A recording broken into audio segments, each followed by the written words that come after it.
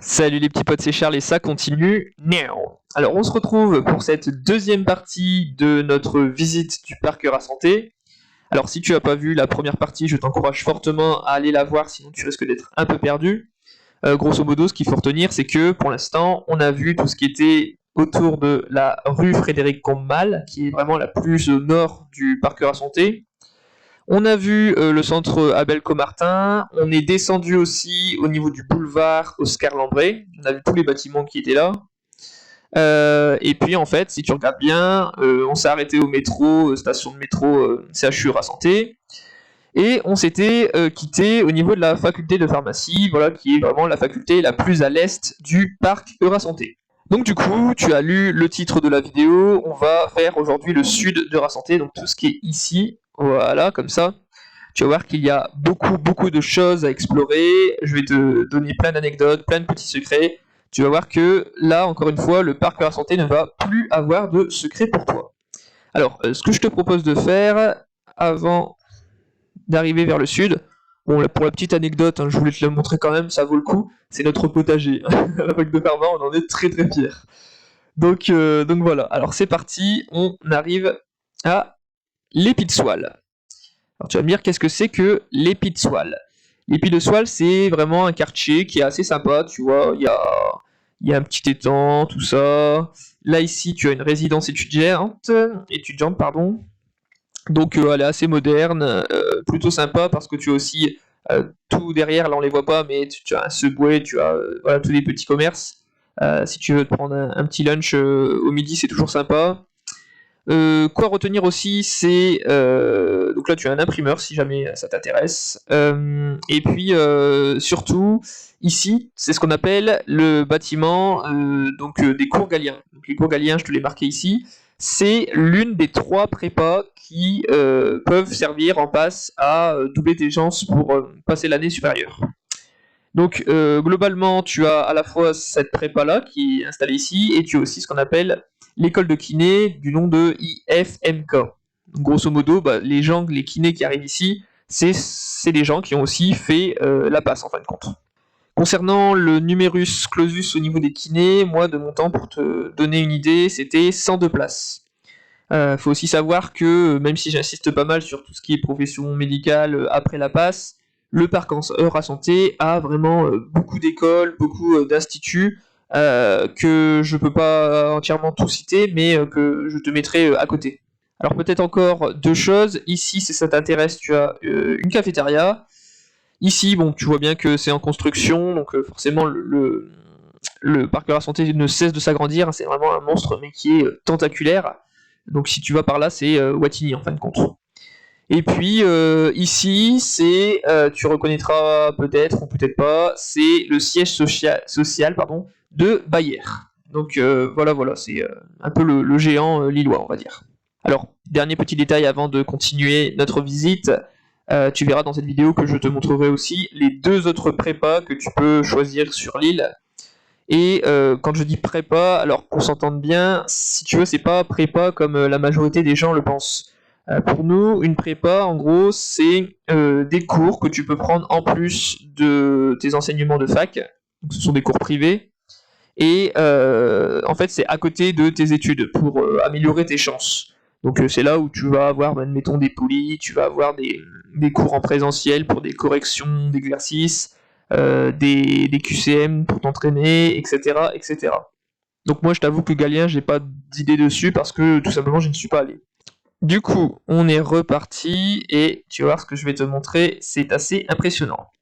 Il faut te dire que tout ici, donc ça c'est vraiment l'îlot central avec tous les principaux hôpitaux, les plus grands, hein, quand on te parle de l'hôpital Salengro, l'hôpital Jeanne de Flandre, l'hôpital Urier, tout ça c'est typiquement lillois. Et en fait, dessous, il existe un énorme souterrain qui relie tous les hôpitaux et qui est strictement réservé, évidemment ça va sans dire, à le personnel. Alors dans notre jargon, nous on appelle ça le passage des maîtres 2. Pourquoi? Parce que c'est à partir de la 2e année de médecine que tu peux accéder à ces souterrains quand tu te rends à la morgue. Globalement, bon, c'est pas un site touristique non plus, hein. T'as des espèces de voiturettes de golf qui passent un peu pour aller plus vite, ça c'est assez marrant. Mais sinon, voilà, ce sont des longs couloirs qui sont sombres, qui sont très très chauds. Et puis, voilà, il n'y a pas grand-chose à dire de plus. Alors peut-être avant de rentrer dans les gros bâtiments, je vais te montrer quelque chose qui sont atypiques. Ici, tu as un héliport. Donc globalement, c'est là où vont atterrir les différents hélicoptères. Tu peux les entendre de la fac de médecine qui se situe juste ici. Ici, tu as le parking de la fac. Alors ça, c'est un parking qui a toujours fait énormément débat parce que tantôt c'est autorisé pour les passeurs, tantôt c'est interdit. Enfin, c'est assez compliqué parce que si tu veux, ici, c'est vraiment le point où tout le monde converge. Donc c'est toujours des bouchons qui sont monstrueux à la fin de la journée. Ce qui fait que le fait d'ouvrir le parking, normalement ça devrait désengorger, mais si tu fais rentrer trop de passes, trop de première année, t'as plus de place pour les autres. Du coup, ce qu'il y a aussi à côté, alors on le verra tout à l'heure évidemment, c'est la prolongation de la fac de médecine, donc la BU. La BU, la bibliothèque universitaire, c'est concrètement ce qui a fait doubler de superficie la fac de médecine. Derrière, tu as, avec le toit moche ici, c'est un rue, donc encore un second restaurant universitaire, qui lui sera davantage pris d'assaut par les médecines. Et puis, donc là, faut te dire que c'est quand même beaucoup plus neuf qu'au nord du parc, et ça reste une ambiance aussi très conviviale. Enfin, dernier bâtiment qu'il ne faut pas oublier, c'est ici l'ILIS. Donc l'ILIS, c'est Institut de tout ce qui est ingénieur agronome, on va dire. Et ici, en fait, tu as ce qu'on appelle la rue Ambroise Paré, qui était un grand chirurgien sous la cour de France, donc à la Renaissance. Alors du coup, on y va pour notre petit zoom, et je vais te montrer d'abord la maternité Jeanne de Flandre. Donc Jeanne de Flandre, c'est tout ça, tu verras que ça continue aussi derrière, une autre entrée avec une sandwicherie. Enfin, c'est un hôpital qui est assez... c'est une maternité, donc c'est toujours plus agréable, on va dire. Et puis, en fait, grosso modo, il faut te dire que c'était la plus grosse de France pendant pas mal d'années. Elle a ouvert en 1997, et puis c'est très récemment que Mayotte nous est passé devant. Alors pourquoi cette maternité, elle s'appelle Jeanne de Flandre? Tout simplement parce que Jeanne de Flandre, c'est elle. C'est la comtesse qui a régné sur le Nord-Pas-de-Calais pendant une partie du Moyen-Âge, qui était connue quand même pour un tempérament assez à poigne, hein, vis-à-vis de ses servantes et tout le reste. Et puis en fait, figure-toi que Jeanne de Flandre, elle a créé quand même le fameux hôpital Saint-Sauveur, donc en 1234, c'est facile à retenir, et puis l'hôpital Notre-Dame en 1245. Donc ensuite, l'hôpital est devenu l'Hospice Comtesse à Lille, et puis c'est donc naturellement qu'on lui a baptisé cette maternité. Alors, pour rester dans les proportions records et des bâtiments incroyables, je vais te présenter ce qui est la plus grande faculté de médecine de France. J'ai nommé la faculté de médecine Henri Warembourg. Alors, qui est Henri Warembourg? Il apparaît juste là, je te l'ai mis. Donc, c'est ce monsieur, et je t'ai mis ici sa biographie. Alors, tu verras que c'est un homme, il en a fait des choses, hein. Je te laisse la lire, tu peux screener quand tu veux. Voilà, ça devrait être pas mal. Alors, ce qu'il faut retenir peut-être, c'est que ça a été construit en même temps que la maternité Jeanne de Flandre, donc ici en 1996, et puis maintenant ça accueille plus de 12 000 étudiants, donc c'est quand même pas mal. Alors évidemment au niveau des capacités d'accueil, etc., ça change au gré des politiques, mais globalement, dis-toi que moi quand je suis arrivé en première année, il y avait 3300 inscrits, pour un numerus médecine qui était à 458 places. Alors toujours pour rester dans cette logique de travail, on embraye avec la BU, hein, la bibliothèque universitaire.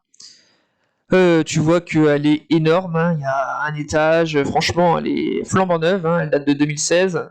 Donc voilà, c'est un peu la fierté, et même si elle a quand même des grandes capacités d'accueil, bon, faut quand même y aller pour trouver une place. Alors tout le monde connaît la fameuse adresse rue Eugène Avinet, mais est-ce que tu sais au moins qui est ce monsieur?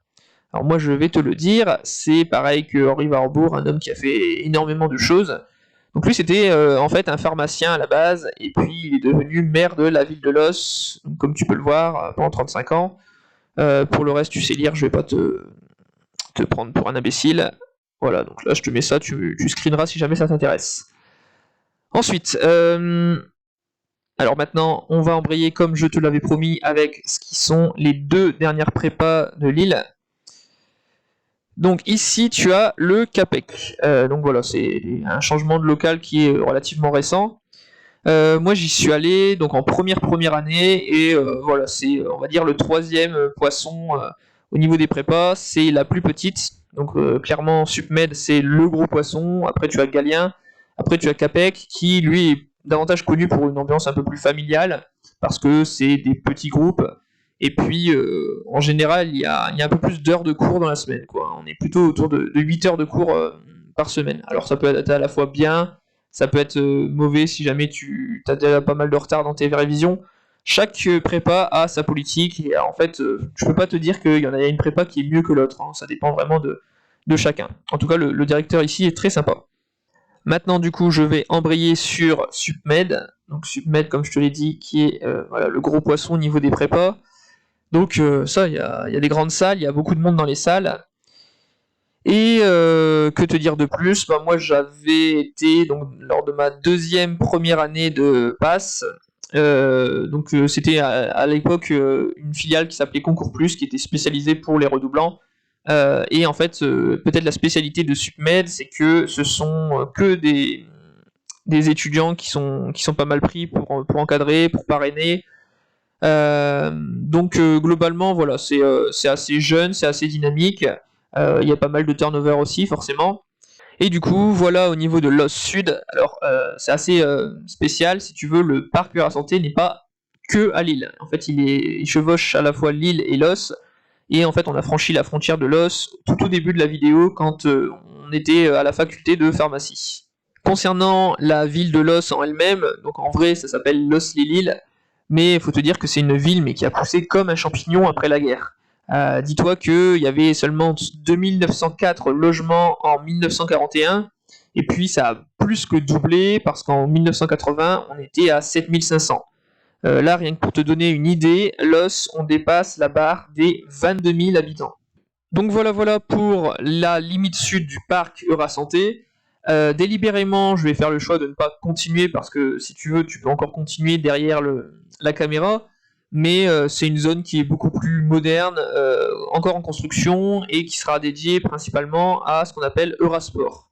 Donc c'est forcément étroitement lié avec la santé, le sport, la santé.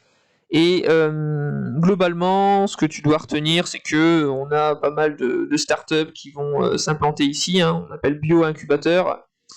On a juste ici, alors là on la voit pas, si tu veux je peux faire un petit zoom. Voilà, donc là ici t'as des startups qui peuvent s'implanter.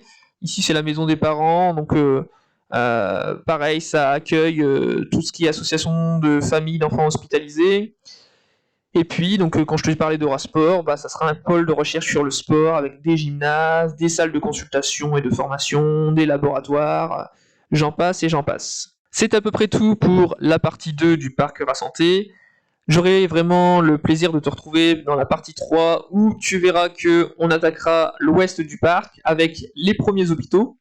Et puis, si tu as un commentaire à ajouter dans la barre de commentaires pour une autre information qui peut être assez anecdotique, assez marrante, n'hésite pas. Voilà, bah, prends soin de toi et puis je te dis à tout de suite.